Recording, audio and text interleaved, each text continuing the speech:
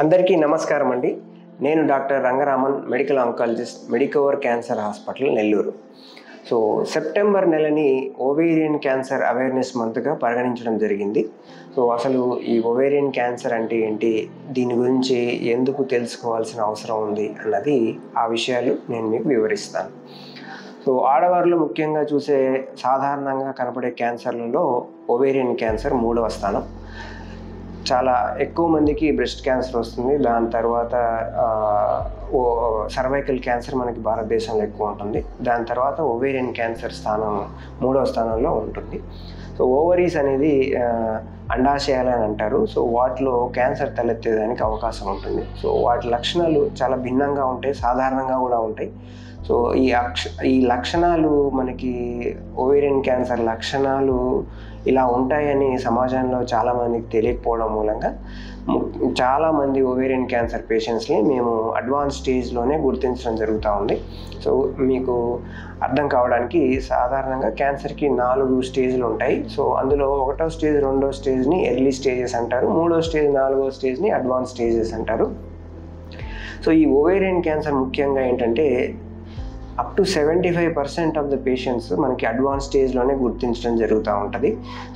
Advance స్టేజ్లో ఏంటంటే treatment చాలా కష్టతరంగా ఉంటుంది, ఎక్కువ ట్రీట్మెంట్ చేయవలసి వస్తుంది. అదే ఎర్లీ స్టేజ్లో మనం డిసీజ్ని ఐడెంటిఫై చేయగలిగితే దాన్ని తేలికపాటి ట్రీట్మెంట్తోనే దాన్ని పూర్తిగా నయం చేసే అవకాశం కూడా ఉంటుంది. ఈ లక్షణాలు అవగాహన లేకపోవడం మూలంగా మనం ఏంటంటే చాలామంది అశ్రద్ధ చేస్తూ ఉంటారు. అందుకనే మనకి అది అడ్వాన్స్ స్టేజ్ అయ్యేంత వరకు మనం దాన్ని గుర్తుపట్టలేని పరిస్థితి అవుతూ ఉంది. అందుకని సమాజంలో ఈ ఓవేరియన్ క్యాన్సర్ అవేర్నెస్ కార్యక్రమం ద్వారా ఈ ఓవేరియన్ క్యాన్సర్ లక్షణాలు ఎలా ఉంటాయి, అది ఎవరికి వస్తుంది, అది వచ్చినప్పుడు దానికి ట్రీట్మెంట్ ఎలా ఉంటుంది అన్న విషయాలు నేను మీకు వివరిస్తాను. ఈ ఓవరీస్ అనేవి కడుపులో కింద భాగంలో ఉంటాయి. అది దాంట్లో క్యాన్సర్ తలెత్తితే అది కణితిలాగా మారి పెద్దదిగా అవుతూ ఉంటుంది. అది పెద్దది అయ్యే కొద్దీ మనకి దాని లక్షణాలు బయటపడుతూ ఉంటాయి. అది ట్యూమర్ పెద్దగా అవ్వడం మూలంగా అది స్ట్రెచ్ అవ్వడం మూలంగా ఓవేరియన్ క్యాప్సూల్ అనేది స్ట్రెచ్ అవుతూ ఉంటుంది. దాని మూలంగా పెయిన్ రావడం జరుగుతూ ఉంటుంది. అలాగే అది ఇంకా సైజ్ పెరుగుతూ ఉంటే కడుపులో హెవీనెస్ ఫీలింగ్, అంటే బరువుగా ఉన్నట్టు, అదే పొట్ట కొద్దిగా తిన్నా కూడా నిండిపోయినట్టుగా, ఆకలి తగ్గిపోవటం, అలాగే తరచుగా బాత్రూమ్కి అంటే యూరిన్కి వెళ్ళవలసిన అవసరం, ఇట్లాంటి లక్షణాలు కనపడుతూ ఉంటాయి. ఇటువంటి లక్షణాలు సాధారణంగా ఆడవారిలో మామూలుగా కూడా కనపడుతూ ఉంటాయి. వీటన్నిటినీ మనము క్యాన్సర్ అని భయపడాల్సిన అవసరం లేదు. ఏదైనా ఈ లక్షణాలు మనకి 2 వారాలు 3 వారాలు మించి ఇబ్బందికరంగా ఉంటుంది అంటే మాత్రం ఒకసారి డాక్టర్ని సంప్రదించి మనకి ఏదైనా ప్రాబ్లం ఉంటుందా లేదా అనేది తేలికపాటి స్కానింగ్ పరీక్షలు, బ్లడ్ టెస్టులు చేస్తే అర్థమవుతుంది. ఈ లక్షణాలు సాధారణ వాటితో పోలి ఉంటాయి కాబట్టి చాలామంది అవగాహన లేక అశ్రద్ధ చేస్తూ ఈ జబ్బుని కేవలం అడ్వాన్స్ స్టేజ్లోనే మనము గుర్తించే పరిస్థితి కనబడుతూ ఉంది.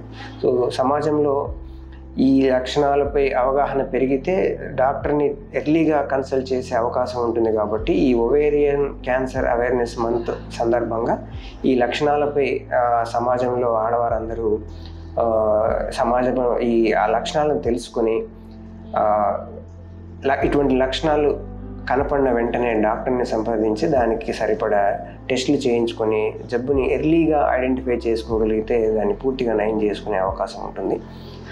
అలా అని అడ్వాన్స్ స్టేజ్లో వస్తే మనకి ట్రీట్మెంట్ ఏం లేదు, ట్రీట్మెంట్ చేసిన ఉపయోగం ఉండదని కాదు. ఇప్పుడు సైన్స్ ఆంకాలజీలో ట్రీట్మెంట్స్ చాలా పరిణితి చెందున్నాయి. చాలా డెవలప్మెంట్స్, కొత్త ట్రీట్మెంట్స్ అన్నవి అందుబాటులో ఉన్నాయి. అడ్వాన్స్ సర్జరీస్ వచ్చాయి, అడ్వాన్స్ మెడిసిన్స్ అందుబాటులో ఉన్నాయి. అడ్వాన్స్ స్టేజ్లో గుర్తించినా కూడా మనకి ట్రీట్మెంట్ అనేది బ్రహ్మాండమైన ట్రీట్మెంట్ అందుబాటులో ఉంది. ఎస్పెషల్లీ టార్గెట్ థెరపీ, ఇమ్యూనోథెరపీ అని రకరకాల అడ్వాన్స్మెంట్స్ ఉన్నాయి. వీటితో చాలా మంచి రిజల్ట్స్ అనేవి కనబడుతూ ఉన్నాయి. కాకపోతే ఇవన్నీ ఎక్స్పెన్సివ్ ట్రీట్మెంట్స్ ఉంటుంది. దాన్ని మనం ఎర్లీగా మనము ఐడెంటిఫై చేయగలిగితే ఇంత పెద్ద ట్రీట్మెంట్లు అవసరం లేకుండా తేలికపాటి సర్జరీతోనే, తేలికపాటి కీమోథెరపీతోనే జబ్బుని పూర్తిగా నయం చేసుకునే అవకాశం ఉంటుంది.